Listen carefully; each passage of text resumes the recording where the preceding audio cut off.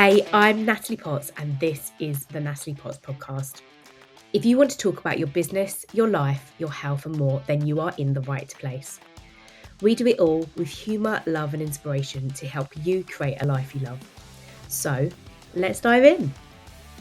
Today, I'm talking about one of the most powerful things you can do to have financial success. This is about transforming your money mindset from scarcity to abundance. This is about getting really real about your finances, knowing where you're at, where you want to be, and what you need to do to get there, knowing the steps you need to take. This isn't about thinking, how do I get more money? This is about being practical, improving steps that you can take to think about, what do I need to do? How can I get that money? And in my time working with clients and sharing all around how to build a business, I've learned that people want to know about this stuff. They want to know how to make money. And they want it simply and they want it quickly. Now, the reality is there's lots of variables, there's lots of reasons why it would work for some people like in anything, and it will be harder for other people, or that's how it seems. So I want you to really think about you. I want you to take a moment and just really think about the questions that I ask right now by grabbing a piece of paper and a pen, because this is always incredibly powerful to do, and answering these few questions. What is your belief about money? Where does that belief come from? How much is a little amount of money to you? How much is an insane, substantial, huge amount of money to you? Everybody will have different answers to those questions. I want you to think quite practically when you're listening to this episode today, in that money is a resource. And as I said, it's time to get focused and real about your finances. Often people don't face into them. They have cash flow challenges in their business, and it's because they put it off. They haven't faced into it. Like any fear, we just put it back, don't think about it, and hope that magically something will happen. But we all know, right? Money doesn't grow on trees. That's one thing we do know. So what is it going to take to help you make the shift? Well, the first thing is it's starting with a self-awareness. As I said, you've got to understand that you'll have certain beliefs around money, and you've got to know what those are. And some of the beliefs I used to have was that, I grew up very much that, work hard and you get money, or that also it doesn't grow on trees. That was one that said to me. So I started to understand very young that if I wanted money, I'd have to go and, make it, and what that looked like. And my parents are very focused on making sure I understood the value of money. So I remember I really wanted to get a Mini Cooper, I think from like the age of 21. I look back and think it wasn't ridiculous because I learned certain things. It was a little bit of a madam moment as such, and my value of money is completely different to them at this age. But they bought the Mini for me, and I paid them every single month. Now, it was because I was paying them, there was an emotional attachment to that was different from maybe a loan as such. It was my priority, and it drove me to think that any overtime that came up, I'd want to do it so I could pay it off sooner rather than later. So everybody will try and do different things for their children, for others as well. And look, I'd want to do the same for my kids, but I'm saying here about the fact that lots of the way we look at money will be shaped on experiences and those around us in our childhoods, potentially not all of it. And you can see there the fact of that experience would have changed my outlook on money, and that was at 21. So you got to start with where you're at and know where that has come from in order to be able to make the change. So a lot of people also have a lot of negative self-talk around money. I think like 80% of our thoughts are negative. So it's easy to see how that becomes true to this as an example. So we've got to, again, have the self-awareness to change it and not feel limited by our finances, like they're controlling us, because it's a horrible place to be when you're under immense stress about money and when it's coming in. And I've noticed very much on the flip side, doing the real opposites and focusing on abundance and not being positive toxic here, but it's about being positive about what I do, investment in loving what I do and creating the you really use this word sparingly, but this right energy to attract the right people in your life and attract the right kind of client, and your business is going to take a completely different direction. So first things first, it's one of the highly effective habits, of 7 highly effective habits. I want you to really think about what that mindset is for you, that scarcity mindset. And when you focus on the lack of resources, again, like that's, if you think about the law of attraction, that's when you invite more of that, if that's what you're focusing on. So this also might be time, money, or anything else. We're focused on haven't got enough of it. People that say haven't got enough time, again, they're focusing on a negative aspect. So this mindset leads to some common beliefs and behaviours, and this is a part I want to come on to about slightly later, is the behaviours of again, what we're maybe not aware of being demonstrated in what we do. So things about constantly worrying about money and finances, feeling inadequate because you haven't got enough, or there's a status attached to it. You've got to have the certain car to show that you've got money and you've made it or whatever. And there is so many things that can come into this. So to keep it really clear and straightforward for you as well, which I think is really important, because we really overcomplicate business and everything. Things are actually more simple. We just put ourselves in the way of it. So I used to say at work that if you did what it says to do, and we let robots do it, although we know robots can't control our lives. Slight argument that around the ChatGPT and the whole AI at the moment, but if we actually just did what it says on the tin half the time and what we're told to do and do it in the right way, we often get results. We just get involved or think we know better. So again, I want you to kind of stick a little bit to this idea here and be more practical with it. And like with any money things, we can attach a lot of emotion to it. So when we're now going to look at switching that, we want to be looking at the opportunities of growth, and this is what we really want. So an abundance mindset is about focusing on abundance, positivity, and opportunity. Opportunity is the key word there. I really want you to think about, what are my opportunities around money right now? What are my opportunities around money in 2023? Okay. And again, it's about reframing the way you talk about money. So adding a positive spin on it, that money is in abundance, money is a resource. I can create money right now. I can create financial freedom. I know what financial freedom looks like. Again, everybody will have a different point on what that is. So somebody might say £50,000 and that's time freedom to them and it's money freedom to them. Other people might say, no, I need £100,000. Everybody's different and there's no right or wrong.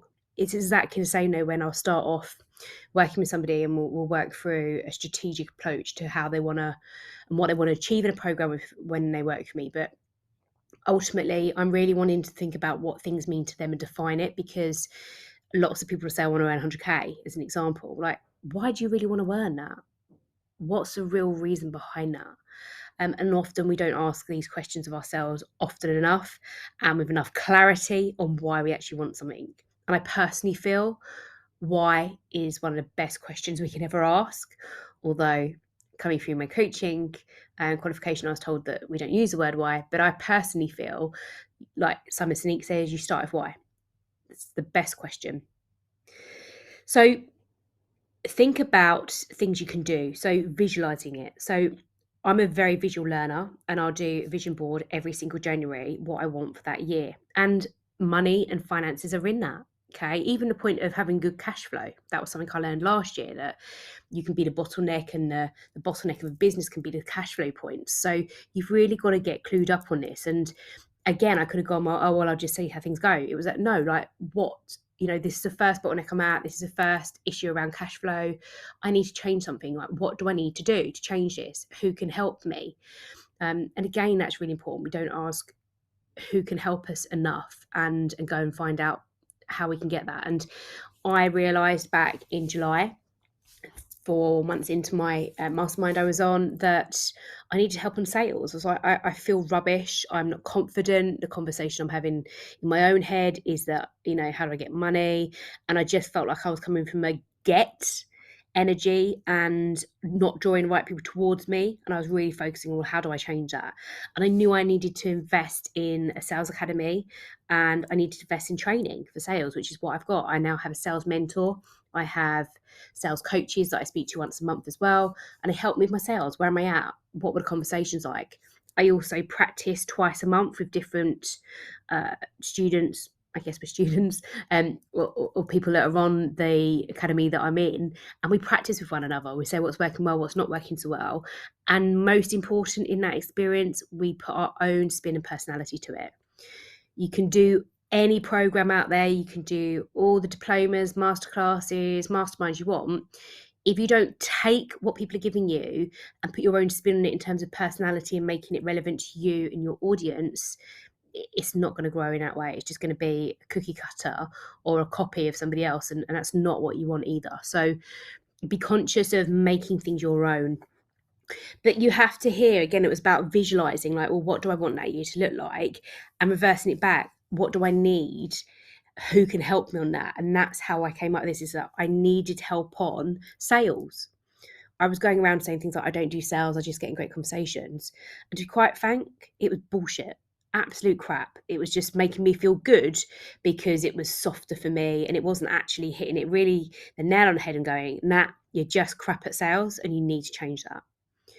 So that's a demonstration to share actually how it's helped me. I've also seen this in action with my clients in terms of transforming their mindset first, talking about the narrative, the thoughts they have.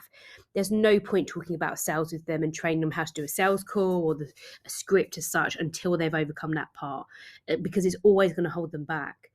So I need to work on clients with attracting more wealth, being, like we said at the start, having an abundance mindset of more positivity outlook towards money, changing narrative that money, no, it doesn't grow on trees, but you don't necessarily have to work really hard for money, that you need to learn the value of money, everything, like I just said, like there's not a lot of money around we might have had from our parents. Like, that's not true. That's a wrong narrative. That's someone else's narrative. It doesn't have to be yours. And if it is yours right now, no, it doesn't have to continue as that. That can change, and it will change if you want it to. So people who are focused on really changing and transforming their mindset, and the clients I've worked with, they've brought in more opportunities. They've then obviously created more success. They're living happier lives. And most importantly, I see them living lives in terms of the way they want to, and with meaning to them. So they're purpose-driven people, and they're creating, like I create in my life, a lifestyle. Not necessarily they feel they've got to have a job that creates money and it's fighter jet mode. I think that's what Bedros Keuilian calls them. But like with firefighting every day, it's painful, it's hard, and it's stressful. So this is what I want for you, and I know you really want that. That's why you're listening right now. So how do you change that scarcity mindset to an abundance mindset? If I'm being really simple, which I said at the start, it's about taking control of your money and your thoughts. In previous episodes, I've spoken all about the power of therapy and the way it's been able to transform and change my life and my narrative. And years ago, I got to a point where I had to have therapy to change things in my life. Now I very much use therapy when I need it, when I don't. An example, I remember hitting COVID 2021, and in the corporate business I was in, I was, bearing in mind this is just after lockdown and still lockdown and COVID, I was then having to announce and lead a redundancy project, if you could call it that, where I was going to be making 40 people redundant within 6 months. And I knew people around me knew about it, so I did have people to fall back on for sure. And I had the support and the guidance in work. Nevertheless, there was still a lot of internal thoughts, battles, conflicts happening for me. And I find therapy very powerful in just having an open space to talk to somebody who has absolutely no judgment, who has a skill set to ask me some great questions. I actually have a therapist who I've got a relationship with, and that's massive to me as well, who I can trust and share things with. And they challenge me appropriately to what they know they can challenge me on. But I very much learned through therapy that your thoughts control your feelings, and your feelings control your actions. So if my thoughts are negative around, this is beyond money even, but money, then my feelings are going to control the actions. Like I said, then I'm not going to invest in myself because I think I haven't got enough money. But the reality is you cannot grow a business without investing. That's just fact. And actually, I kind of sometimes get a little bit frustrated, for sure, but I'm a little bit like, why do you think you should make it when you're not going to invest? Like, why is that right, honestly, in your head, that you can make it and you don't need to invest, but everybody else who's had to invest um didn't need, they had to have that support? Like, you really need to think about this. If you want to grow yourself, your business, you've got to invest, and part of that's a financial investment. And um, really think about this, then your actions control the outcome of your events. Okay. And that's not saying you've got to give a substantial amount of finances to anything. It's really not. But I think I also see a lot of people making different decisions around money, and it's something I'm conscious of never having a judgment on. But there's also some people that come to me and say, I haven't got the money for that. And then the next week I see them in Ibiza, Vegas, or they've just bought a new BMW. There's no judgment there, but you did have the money. You just made a different choice. And that's fine, but you then can't say you want to grow a business. So again, when we take a step back and we think about what we have and the lives we lead, that's when we're making these different decisions, okay? And we have to take ownership and responsibility for that. Embrace a positive self-talk. So practicing gratitude every day. Do you journal? I think lots of people dismiss journaling and the power of it, and it might be because they've never tried it, for one. And people do that. They'll throw something aside and it's like, you didn't even give it a go. And they'll just think that, oh, it's rubbish, it hasn't worked, etc., or it's woo-woo. One, it's not woo-woo. Two, I very much live by the line by Tony Robbins, the secret to living is giving, and being grateful for what you have right now is absolutely key, and the value in money and generosity and giving. So that's really important to do. So we're talking about positive self-talk, practicing gratitude and generosity and giving, visualizing your success. So again, going back to, it doesn't necessarily have to be a vision board, but what do you want to earn this year? So when I did a mastermind intensive day, so I work with clients just in one day, and we go to amazing space in London, and we just completely have a place to ourselves. It's kind of informal in terms of, it's often like somewhere like we work, or it's like where was my recent one I did? It was an amazing place at the Hoxton, and they're great because we just did a Saturday brunch. You can have lunch as well, it's up to you what you prefer, or afternoon tea, and we just completely get focused on what they want to achieve within a year's time, and we reverse that back down to having a very clear 90-day plan to walk away with, etc. So within that time and space, one of the things that I'll ask people is like, what do you want to earn this year? Like, visualize that, see yourself. I don't know, and there's no judgment here. Like, if you want to go and get a car, it's fine. Like, if you want to earn money to have a nicer car, or you want to go on more holidays, say it. Like, stick by that. There is no right or wrong.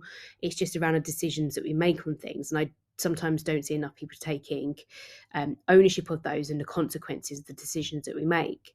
So really think about what it is, and then again, like I said, start to define why you want that. Because when you start to take control of your finances, you'll break free from the shackles of this scarcity, and you'll start attracting abundance. And let me tell you, this is a game changer in your business, okay? Because you can start investing more, you can focus on different things, and you can grow your business, and you'll grow yourself too. So to wrap this up, I want you to remember that transforming your money mindset from scarcity and abundance is one of the most powerful things you can do for your financial success. It's about taking action, implementing, and exactly what we talked about. And this is going to get you great results, amazing results even. So thank you for listening to the podcast today. If you are listening to this in around the Feb 2023 time, then you will know that I have got, well, you might not know actually, I shouldn't assume, but I am running a masterclass on the 15th of February. So please join me in hearing all about the secrets to making money in 2023. So as I've just shared there, if you're listening later than this, then that might not be relevant to you right now, but you can catch the replays, of course. So this is all about you taking action right now. hit me up on the socials, or you can find more about the masterclass at Natalie Potts Coaching /masterclass mindset, or just DM me on any of my socials and I'll come back to you.